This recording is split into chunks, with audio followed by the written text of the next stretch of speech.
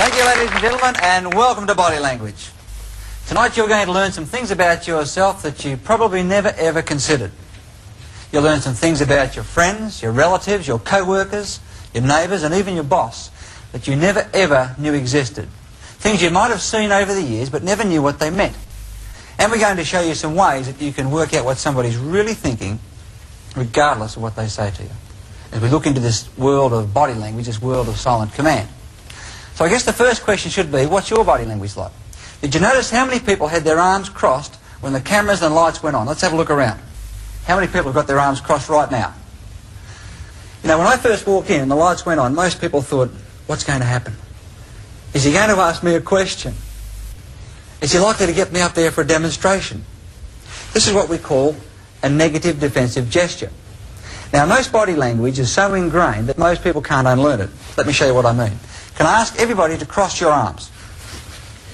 Now, 7 out of 10 Australians cross left over right. Have a look at yours. Now, so ingrained is body language, you know it's practically impossible for you to unlearn that gesture. Try now to cross your arms around the other way. See how you go. Most people can't even uncross them the other way.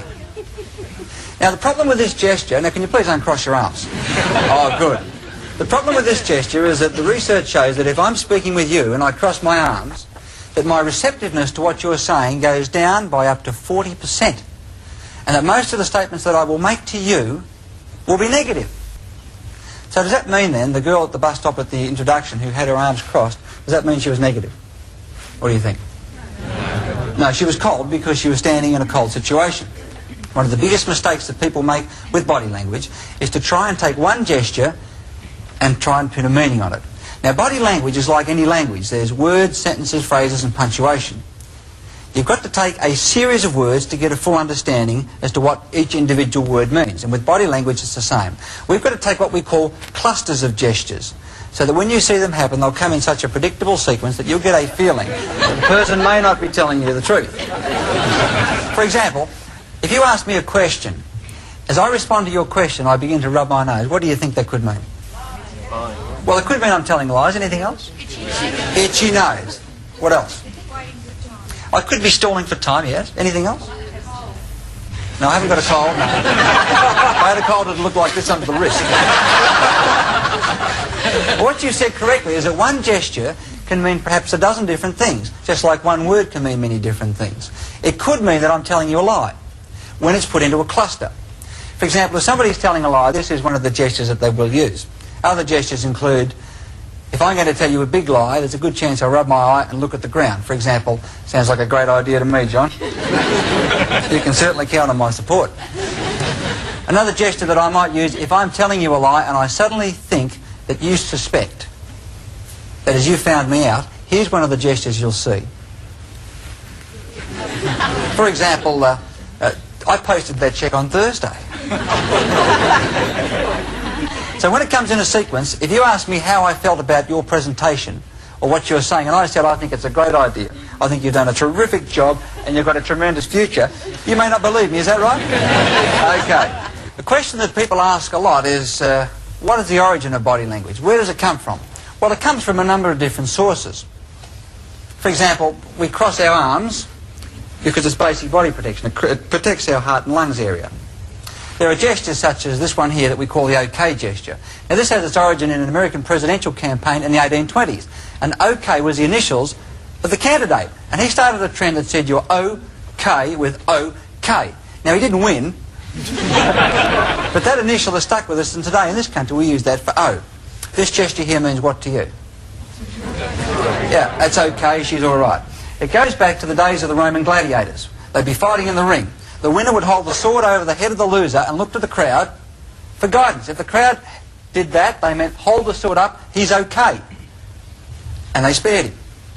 Yet there's other gestures such as smiling, for example. Why do we smile? Now, smiling has its origin in fear. When two monkeys would meet, they would draw the lips back like that, each showing that the other was fearful of the other. Therefore, each was subordinate and non-threatening. Make sense? Now, modern man does the same thing. If I meet you, I will smile. So therefore, you'll interpret me as non-threatening and find me acceptable. What happens if I meet you and I don't smile? You're what? Suspicious? What about this gesture? Yes. That's a yes gesture. Is that used as yes throughout the world? No. No, it's not. You know what the origin of this is for yes? No. No, you don't. Its origin is in bowing. That is, if I'm subordinate to you, I will bow, correct? The more subordinate I am, the lower I will bow in relation to you. Hat tipping is another version of making myself smaller to be subordinate, and that's the origin, of course, of saluting. It's a symbolic hat tip. So, if I agree with you as we speak, my head makes this movement, correct? So it's a stunted bowing movement. Because it's a bowing movement, I'm subordinate to you. Because I'm subordinate to you, I will go along with whatever you want, so we use it as affirmation. What does this gesture mean? That's negative. This is the first gesture that every human being learns.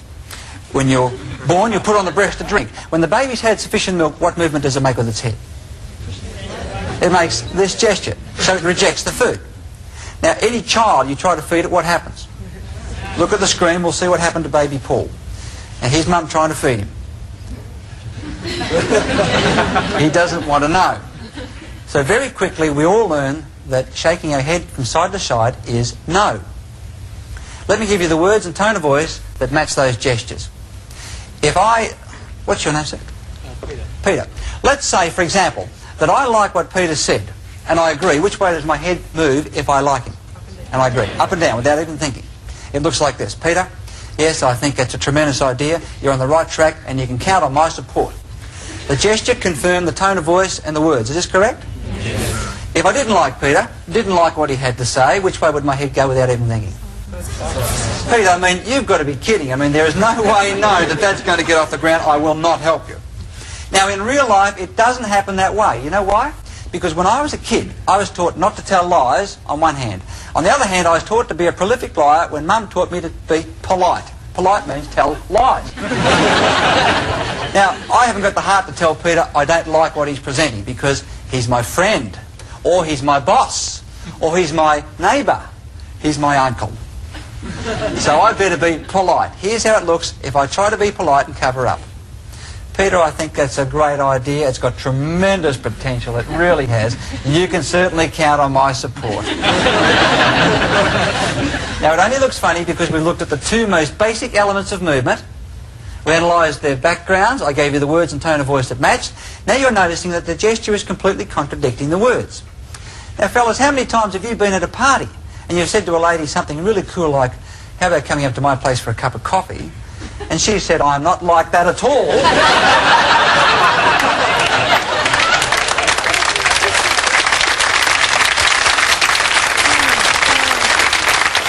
How many times have you missed that? Of course I'll respect you in the morning. Of course. Now, if height gives positiveness and lowering is subordinate, does it follow then that tall people must be more influential than short people? Well, who believes that tall people give greater power and more influence than short people? Hold your hand up. Who believes that tall people do not exert more influence than short people? All the short people. You don't believe that, sir? Can I have you at the front here, please? And come on out here. Come on. Okay, come on out here. What's your name? Bob. Please give Bob a big welcome. Okay.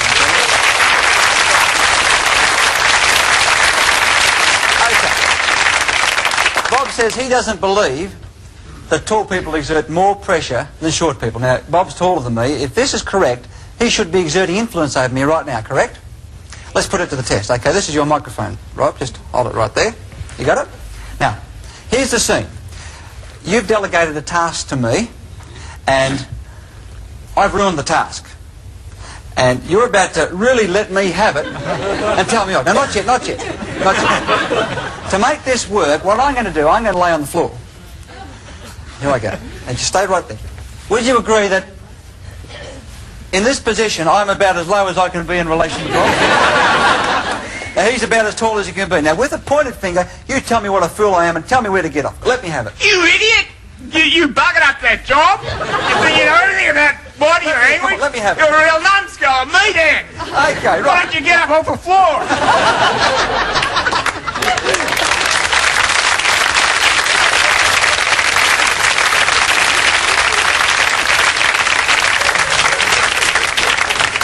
So he had no difficulty in telling me off. He had the maximum height advantage, and I was at the minimum. Now, would you agree that he could do that really easily then? Yes. Okay. Would you mind laying on the floor?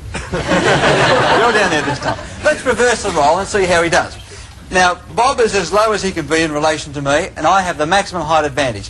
Now, what I want you to do now is to give me the same treatment. Let's see if you can do it. Go. You idiot! Who do you think you are? Come on, give it to him. You know everything about body language, don't you? Give him a big hand, ladies and gentlemen. Come on. Go and take the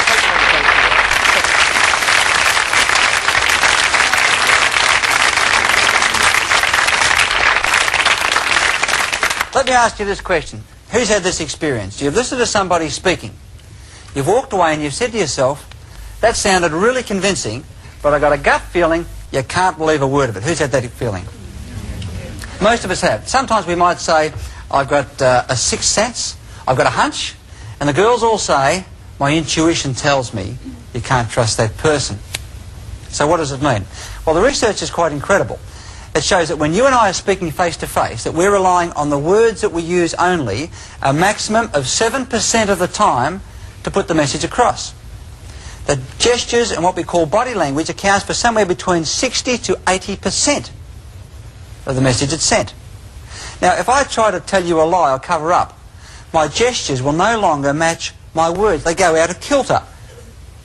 And a perceptive person will pick up that discrepancy and get a hunch or gut feeling, I'm not being honest. Does that make sense to you? Yes. Let's put you to the test. We'll see how perceptive you are. Here's the scene. You're in a home. And there's children playing outside. All of a sudden, you hear smashing glass and bottles. You race outside. Here's one little boy all on his own, head down, hands behind his back. Your question is, did you do that? To which he replies, no, it wasn't me. Question, hold your hand up if you suspect it was him. Aha. Here's another question. Do you then take your course of action based on the gesture or based on the words? Who would act on the gesture? Most of us. So in other words, if a gesture contradicts the words, we'll make our decision on what we see. Is this right? Now this is what perceptive, intuitive people are doing to us all the time, and we're doing it to them. When we're speaking to them, we're watching their gestures, listening to the sounds and words. The moment we see gestures and words that do not compute, we ignore the words and make our decision on what we call our gut level feeling. If you ever known a hunch or gut level feeling about a person, when you're face to face with them, to be wrong, aren't they usually right? Aha. Now the origin of this hand to mouth gesture is quite simple. Child tells a lie, brain instructs the hand, cover the mouth. Stop the words from coming out. Now that same gesture is carried through in adulthood. That's why it's hard to believe somebody who's selling you a second-hand car, for example, who says, it's a great car, it's only done 25,000 kilometres and has a reconditioned motor. You would walk out of there and say, I've got a gut feeling you can't believe what that person's saying, without really knowing why you knew that. Okay, well, what other signs should we look for? What about our palms? What about our hands? If you want to be honest with me and tell me the truth, what gesture will you show at me? Try it. Open palms. Without even thinking, if you're going to be honest, you are programmed to turn your palms towards me. So the first thing to look for, if somebody's telling you the truth, are their palms visible? Because if I tell you the truth, my palms will be turned towards you. If I don't tell you the truth, they'll be out of sight, behind my back, in my pocket. So if I say to you, look, this is the truth, you can believe me, you can believe every word I say. I've always had a healthy respect for you, of course, and this is the truth. Now, there was a contradiction in the middle of a sentence, and this is what happens. We get contradictions and truth in the same sentence. Now, another thing we can do with our palms is to use it as an indicator. For example, if I talk and indicate with my palms up, I'm in a subordinate position. This is what we call a no weapons held position, which goes back 1 million or so years to the caveman era. They'd all hold their palms out so each could see that there are no weapons held in the hand or concealed under the arms. That's why when I speak and hold my hands out like that, you will find me easygoing, relaxing. For example, if I said, now we want everybody on this side of the room to move across here, everybody there to move across there, and you people to come across here, would you feel threatened in any way by that request? No. What about if I changed it and tried this with the same tone of voice and words? I want everybody on this side of the room to move across here. The people on there, I'd like you to move over there. And you people, if you can go back over here. What do you feel I just told you to do it? Who felt an order? Aha. So all I did then was turn my palm from that position to that, and suddenly You felt I was telling you what to do. Is this right? Question, what sort of person are you? Do you talk with your palms up? Do you talk with your palms down? Who are the easiest people to talk with? Palms up. People with their palms down irritate people. Let's try the third method of pointing, what we call finger pointing. Now, what you here on this side, if you can go across and sit over there. You people there, I'd like you to sit right across there. What did you feel then? You better do it or else. It wouldn't matter how much I smiled or how happy I sounded. See, this is what we call a baton gesture. It comes in 3 delicious flavours. We get this one here that's called a baton, with which I'm going to hit your stupid, thick, idiotic head to knock a bit of sense into you. But because I'm his boss, I can't treat him that way. I smile and say, we're going to get on really well, I can see that. It's going to be great. Now, there's a second version that goes this way. Now, this is a problem, because where this is an intimidation signal, this is a danger signal. This is the movement that comes immediately before this. So in fighting, it goes from this to this to this. Let me show you how I can introduce somebody to you. What's your name, please? Kerry. Kerry. Come on out here with me, Kerry. Let's say, in this example, that I was going to introduce Kerry to you. There are 3 ways I can introduce you to you. Watch carefully what I do with my hands and see if you can gauge my attitude towards her. Ladies and gentlemen, this is my wife, Kerry.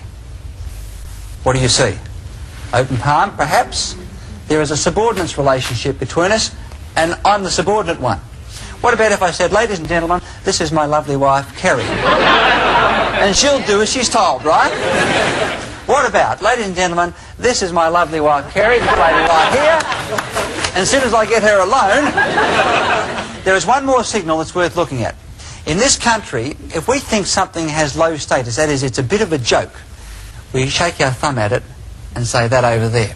How about, ladies and gentlemen, let me present Kerry to you. Like, take a look. Thanks, Kerry. Give her a big hand.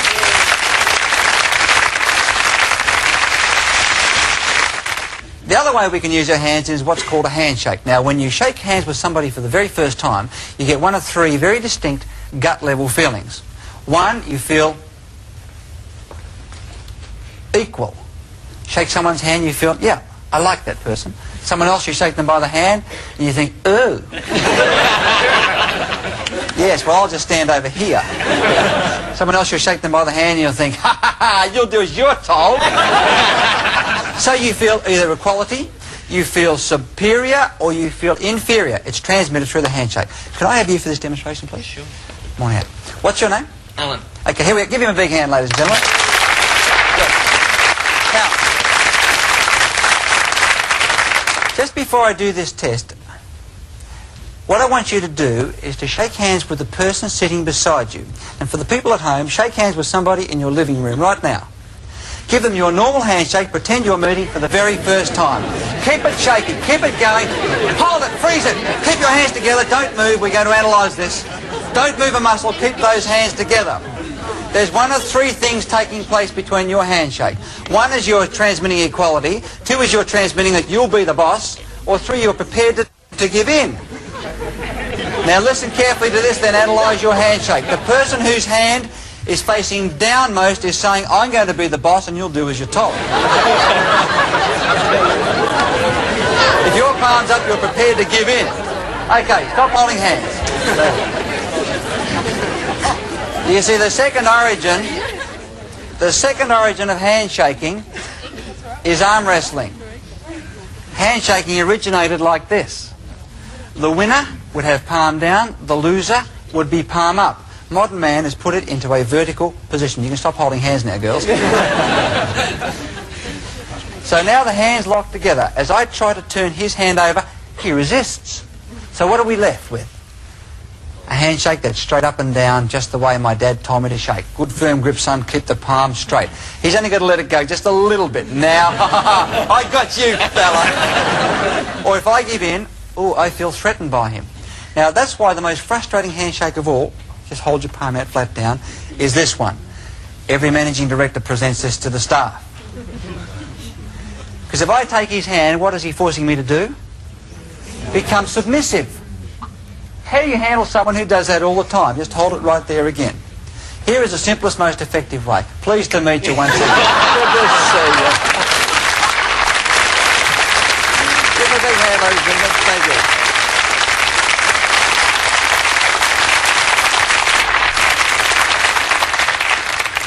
Who do you think are naturally the best people at reading body language?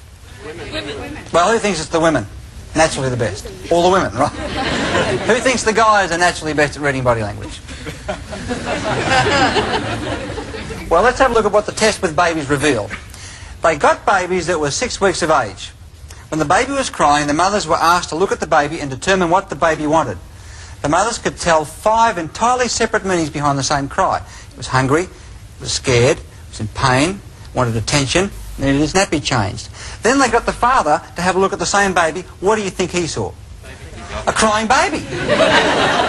In other words, the fathers couldn't tell the difference in the test conducted. Women are born with an innate ability to decode the body signals of other people, and this is for the survival of our species. If a woman can't look at a baby and tell you from its movement and its sound what it wants, it's detrimental to that child living. Does that make sense? Women are born with the ability to do it, men aren't. And for that reason, women make the world's best negotiators, salespeople, interviewers, interrogators, personnel people. They're not necessarily found in those roles as much, but they are the best at it. And for that reason, I say to every man here tonight, because women are so good at it, if you're going to tell a lie to a woman, particularly one who knows you, do it in writing or over the telephone. Because your chances of getting away with it face-to-face are reduced by 60 to 80%. That's how good girls are at it. Fellas, have you ever known a woman to say something like, "My intuition says you can't believe that person," and for her to be wrong? They're never wrong, are they? Girls always get it right. Well, let's just put it to the test. Let's ask a couple of the girls here tonight if they've noticed any particular habits or gestures that their men friend have, their boss, boyfriend, or whatever, and we'll see if we can get a meaning behind it. Who's got a gesture? My husband sometimes rubs the back of his neck, like this. Like this? This is what we call a pain in the neck gesture. That is, if somebody gives you a pain in the neck, they're referring to that tingling feeling on the back of the neck that causes you to bring your hand up and satisfy it like this. Does he do it at any particular time? Yes, actually he does. When When my mother comes around. Anybody else have a particular gesture that they might have noticed? Yes, at the back. My boss clasps his hands together and he puts them behind his head and he sort of sits back in his seat when he's talking to me. It really is irritating. Does anybody have a boss who does this at them? This is what we call a superiority gesture. If you like, when I do it, I'm saying, maybe one day you'll be as smart as me if you're lucky. The bosses love to do it at the staff. Sales manager does it at the salesman. Men love to do it at women. Girls, when a man does it at you, is it intimidating? Aha! Well, let's put this to the test. What happens if he annoys you like that? When he sits back and does it, you know the best thing to do? Copy it. Now, there's 2 of you doing it. First one who changes is the loser. So after a few minutes, he gets a feeling something's not quite right and changes to this. You wish him all the best as you leave. Anybody else have a fella who's got a habit? It's not a fella, but I have a tendency at times to twirl my hair. Fiddle with your hair like this? Yeah. Every person has isolated, repetitive, out-of-context gestures that show that we're under pressure. For example, cigarette smokers will smoke cigarettes. Somebody might continually scratch their neck, pull their earlobe. John Laws continually taps his nose and twiddles his ear when he's under pressure.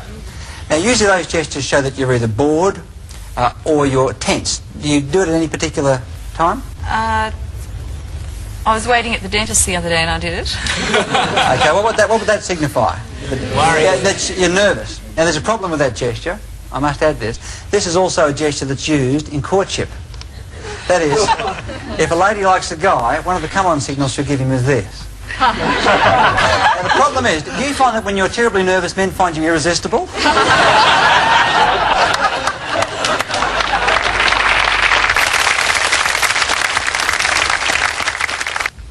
Here she comes. Beautiful piece of womanhood. He's had a hard day fishing. Watch his body change when he sees her. How many of you have done that? Is he going to... Oh. She's gone on her way. He's doing no good at anything that day. So the first thing that happens is a physiological change. Now, we said in the last segment that when somebody gets excited by another person, there's a certain part of their body grows to 4 times its normal size. Do you know which part that is? Oh, it's pupil. Let's put it to the test. I'd like you now to take a look at this. Here we have a right-hand picture, here we have a left hand. Which do you find the most stimulating and exciting? Put your hand up if you find the right hand the most stimulating. Most of us. Do you know that most people can in fact decode the signal that's in that particular picture? What we've done is enlarge the right-hand pupils of Kerry-Ann to 4 times the pupil size of the left. When somebody is excited by you, their pupils will actually expand. If they're negative, they're unhappy, the pupils will constrict and become smaller. And you know, most of us can decode these pupil signals and we reflect it in our speech. We say things like, it sounded convincing, but you wouldn't trust him. Did you see his beady little eyes? How many of us have used that expression? Never realised what we were actually seeing. What about cigarette smoking? You know, if I feel positive, and we'll say positive means I like you, I like what you're saying, I like being here, I feel positive about what you're presenting. Which way would you expect me to exhale the smoke, assuming that I'm far enough away from you that it wouldn't make any difference? Up. Anybody think I blow it down? Who thinks I blow the smoke down if I feel positive? Nobody. Did you realise you always knew it wouldn't go down? Who thinks I'd blow it? Who thinks I'd blow it up? Who thinks I'd blow it straight out? We've got a few non-smokers here. Let's put it to the test. I'll give you a sentence, then I'll give you the puff, you be the judge. Bob, I think what you've had to say has been excellent. When the committee meeting comes up on Tuesday, I'm going to be recommending your solutions because I think you know what you're talking about. You can count on me, friend. I don't agree with you. Had he better rely on me? No. He better not. What's your name? Bob. Bob. Okay, Bob. 2 Bobs. Bob, I think what you've had to say is certainly the right solution for us, and when I go to the board meeting on Tuesday, I'm going to be pushing for you because I think you know what you're talking about. You can count on me.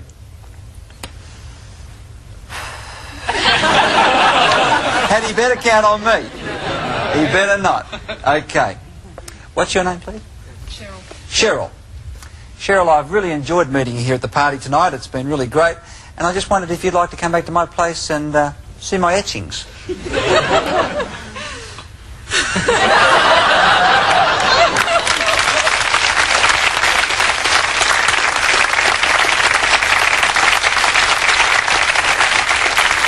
Would it be reasonable to say that most of us would assume that people who are continually in the news, like politicians, television interviewers, those whose faces we see continually, royalty, that we would expect them to be confident when they're in front of a crowd? Would that be a reasonable assumption? Yes. Okay, well, let's just have a look at a few and see what their body language shows us. How confident are they?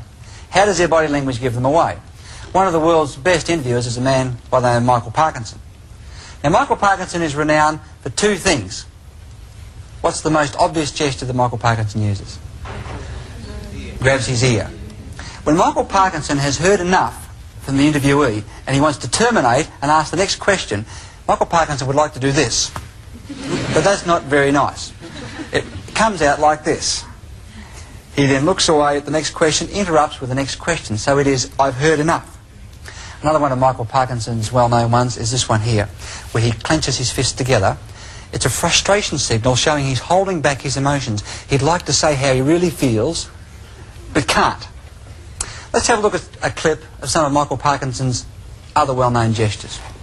Here we see him in his typical sitting back, soliciting information. He wants the interviewee to talk, covering his mouth so he doesn't speak. Here he's leaning forward, rubbing his hands together, eager and excited, either about what Jill Rand's saying or possibly her legs. I can't be too sure about that. But he's keen. In this next scene, Darren Hinch has got him on the ropes.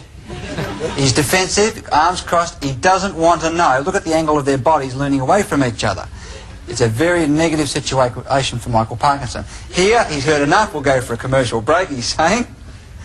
And in this next one, watch his hands when the madam from the massage parlour describes what will happen to Michael Parkinson when he visits the brothel. Watch those thumbs. Here's how most people remember Bob Hawke. With the finger pushing forward, driving home his point. Now, all of a sudden, overnight, Bob Hawke becomes a contender for the #1 job. And he realises that the pointed finger, the karate chop, and the fist do not match the office of a Prime Minister. And he has to go through a transition to fit that role.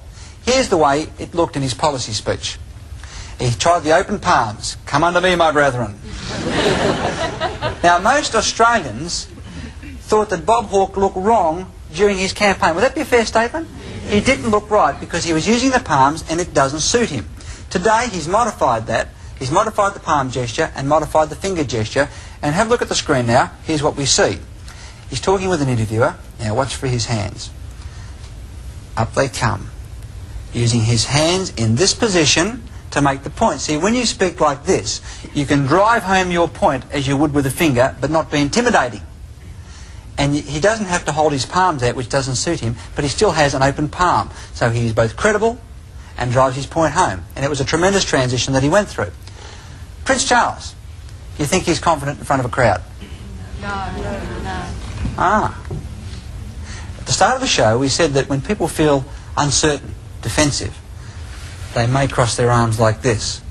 It wouldn't look fitting for Prince Charles to cross his arms like this, walking through the crowd, as much as he'd like to. So he has hidden the gesture and disguised it with something else. See if you can spot it. Here he comes inspecting the guard. I want you to watch his right hand and see what he does with it. Feeling confident now, straight for the cufflink on his left arm. Now this is what we call a disguised arm barrier. He'd love to cross his arms, but by bringing the right arm across and playing with the cufflink, he gets that same secure feeling he'd get if we crossed our arms. Now even at the Royal Ball in Sydney, he was seen walking through with the same position. And there it is. Would it be fair if we said that Prince Charles is known as a ladies' man? Would that be a reasonable statement? Yeah. One of the things that makes him a ladies' man is that he uses printing gestures when he's with attractive women. One of these printing gestures is a favourite of many men. And this is it. Adjusting the tie whether it needs it or not. If an attractive lady walked through the door and I saw her, it might go like this. Oh, hello there. Would you like a dance? Let's have a look at Prince Charles and see how he uses it. Here he is in the crowds. Now, he hasn't noticed the attractive curvy blonde with a low-cut dress who's just behind the woman he's talking to. He's more intent on making his point by driving his finger home. Now, see what happens when he sees the blonde with the low-cut dress. Oh, hello there, and how are you?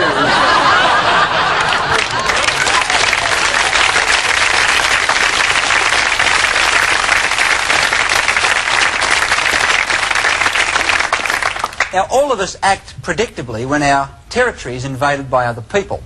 Our territory can include our home, our motor car, our office. And within our territories, there are sub-territories. For example, in your own home, everybody has his or her chair.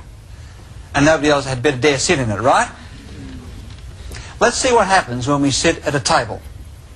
And can I use you? What's your name? Steve. Steve, come on up, Steve. Give him a big hand. Come over. Sit down there, Steve. Here we have a scene that's at a restaurant. It could be at an office. We have a square desk. Now, here's the problem with a square desk. First of all, whenever there are sides on a table, this occurs with a square and rectangular desk, people take sides, which means we take barriers. By me sitting at this desk in this position, I have put myself in a crossed arms position in relation to Steve, and our conversation will generally be negative. Now, the research shows that there's around a 25% greater chance of me persuading Steve if we had a round table than if we have a table with sides, because at a round table there's no what? There's no corners and barriers. Now, the other problem is that when we sit here, we unconsciously divide the table into two halves, his territory and mine. Now, if I try to invade his territory, he won't like it. Now, let's say we're having a business lunch and discussing business, and I decide I want to rattle him, get him off edge. All I need to do as we discuss business is watch closely. And business has been pretty good, they tell me, Steve. Been all right. I just push the salt shaker across. And I believe you've been doing very well too, the ashtray. And apparently you've been looking forward to getting a rise in the company. And I reckon it's... can you see what happens? He said, all right, give him a big hand. Thanks, Steve. Thank you very much. Great, mate.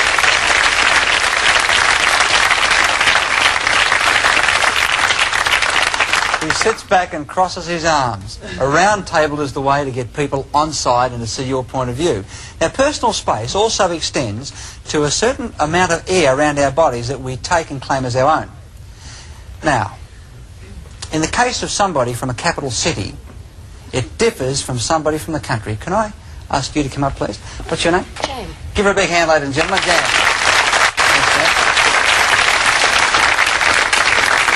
If Jan and I were from a capital city where people are fairly well packed, just come back a little bit closer, there we go. If we were from a capital city, our personal spatial need is around about 18 inches. That is, my territory is 18 inches and so is Jan's, and we will fight to protect each other's territory. What distance apart do you think we would stand when we talk socially? 3 feet. Now, if we come from the country, a rural area where people are used to more space, we have a bigger spatial need. What could it be? It could be 2 feet each, so when we stand apart and talk, we stand at 4 feet. Country people stand further away than city people. Here's the problem. Let's say Jan is from the country. She needs me to stand at 4 feet. How do I feel standing at 4 feet? Yeah, I don't feel too comfortable, so quite unconsciously I'll just step forward to the 3 foot mark where I feel quite comfortable. And that is the result. She goes back. Now, I'm too far away, so I'll just step forward again, and I'll come after her. Now, any country girl will tell you that the city fellas are what? Fast! Yeah! What they're referring to is the city fella is encroaching into the country girl's space. Because I'm not trying to do a line with Jan, I'm not. All I'm trying to do is to have a conversation. Give her a big hand. Thank you.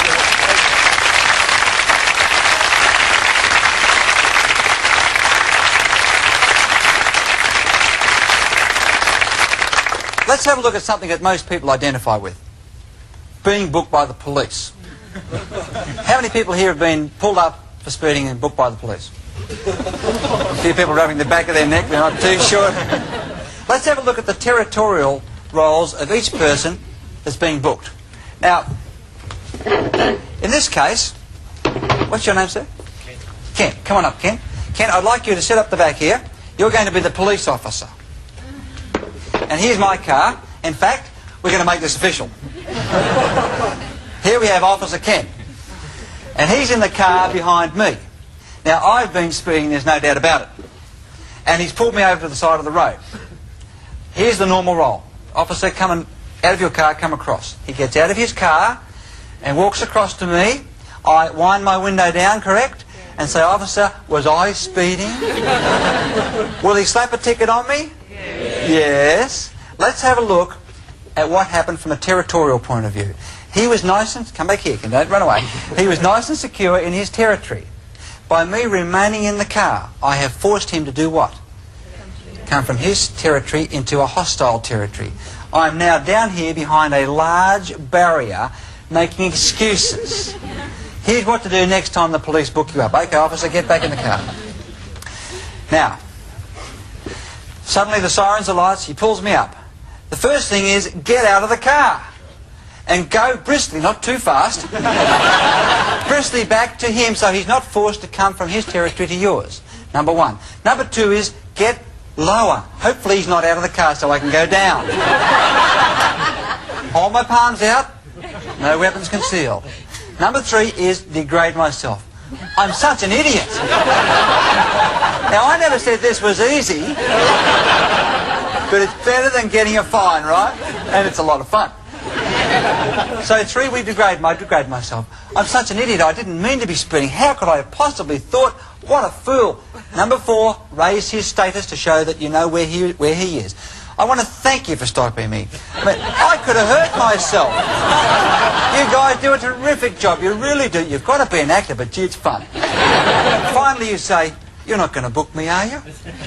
You reckon he can book you at that point? Well, you reckon he can? Oh, give him a big hand. Thanks, kid. Thank you.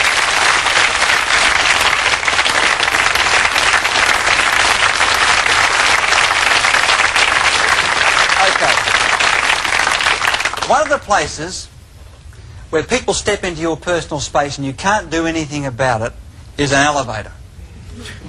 Now, it also happens in planes, trains, and crowded buses. The problem with being in an elevator is strangers are within your space and you can't do anything about it. Now, there's a set of rules that we must go through when somebody gets into our space. We're in an elevator, okay? First thing is go totally blank.